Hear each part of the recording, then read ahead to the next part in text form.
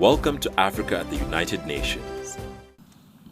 Back in 2017, when I made my first appearance at the General Assembly as the newly elected president of Ghana, I said neither Ghana nor Africa wanted to be scars on anybody's conscience.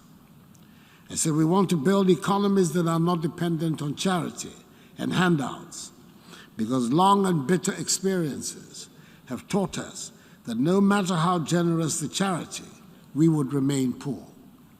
1 year on, although infection rates and deaths are relatively lower in the region, the virus's impact on economies and livelihoods has been damaging. The pandemic has also shown us that the great advances in science and technology notwithstanding, we still have a lot to learn and discover about the human body and about life.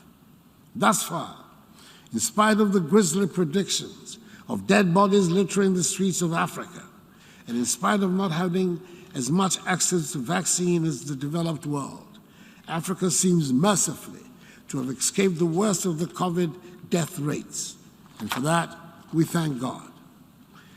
One unfortunate development appears to be the recent measures on entry into some countries in Europe, which suggests that Covishield, the Oxford AstraZeneca vaccine manufactured in India, is not recognized by these countries. What is intriguing is the fact that this vaccine was donated to African countries through the COVAX facility. The use of vaccines as a tool for immigration control will be a truly retrogressive step. Even before the pandemic outbreak, many had concluded that the current structure of global economic cooperation, designed some 77 years ago, has proven inadequate to finance infrastructure and economic transformation in developing countries. Given the incapacity of the global financial system to produce the necessary outcomes to finance sustainable development, we need a constructive review. COVID-19 provides a great chance to rethink global economic cooperation based on the principles of mutuality, equity, sustainability, and collective prosperity envisaged by the SDGs. There is no question but that if the famous gathering in San Francisco was to take place today, it would be a significantly different United Nations Charter that would be written. In much the same way, a World Bank or IMF or WHO that is born today would be radically different institutions from those that were set up after the World War, as many of the countries in today's world, especially in Africa and the Caribbean, were not present in San Francisco. African governments have already spent scarce reserves fighting the pandemic and providing social protection to millions of affected households. Ghana has been advocating that innovative financing must also address structural challenges beyond responding to immediate fiscal needs by providing mechanisms to facilitate investments in health infrastructure, technology, the environment, and people that would bolster resilience and equitable recovery.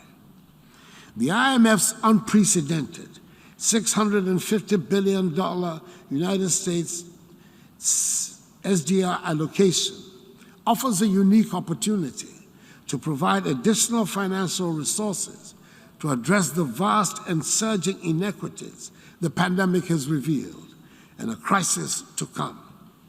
Africa's allocation is some 33 billion United States dollars.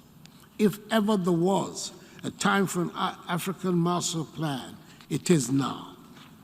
The SDR infusion should be seized upon as a catalytic effort to leapfrog Africa to the next level of human development and ensure sustained global prosperity.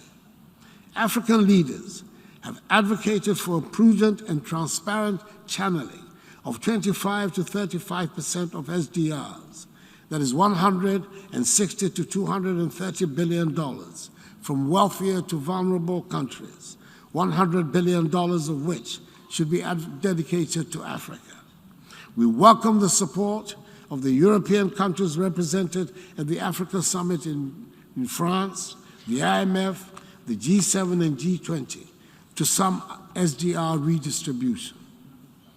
Mr. President, proceeds of channeled SDR should fund vaccine acquisition and manufacturing, climate and green investments, and a Pan-African stability mechanism, like the European Stability Mechanism, that will safeguard financial stability on the continent.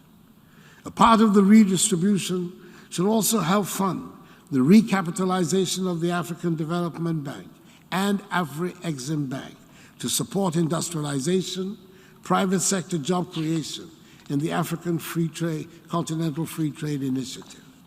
Thirdly, we must reposition key multilateral organizations and international financial institutions such as the United Nations, the other Bretton Woods institutions, and the G20 to reflect inclusiveness, support country investments in global public goods, and ensure fast-track financial support to build back better and prepare for future pandemics.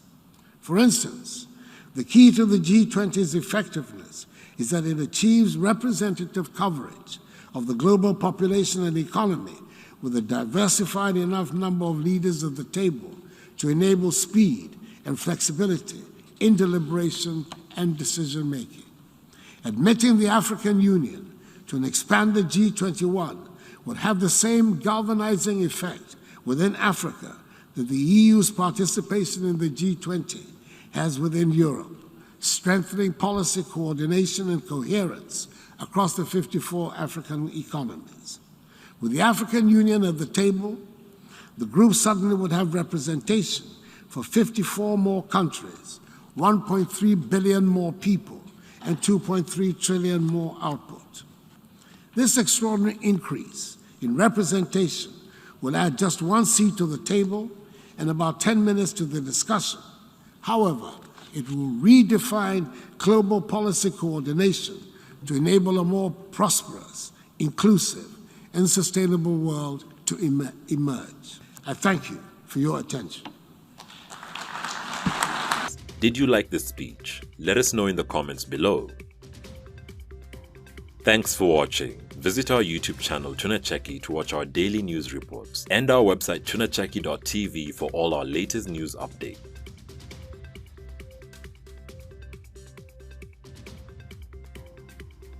You can directly support this new series by becoming a YouTube member or becoming a Patreon. And remember, Africa is watching.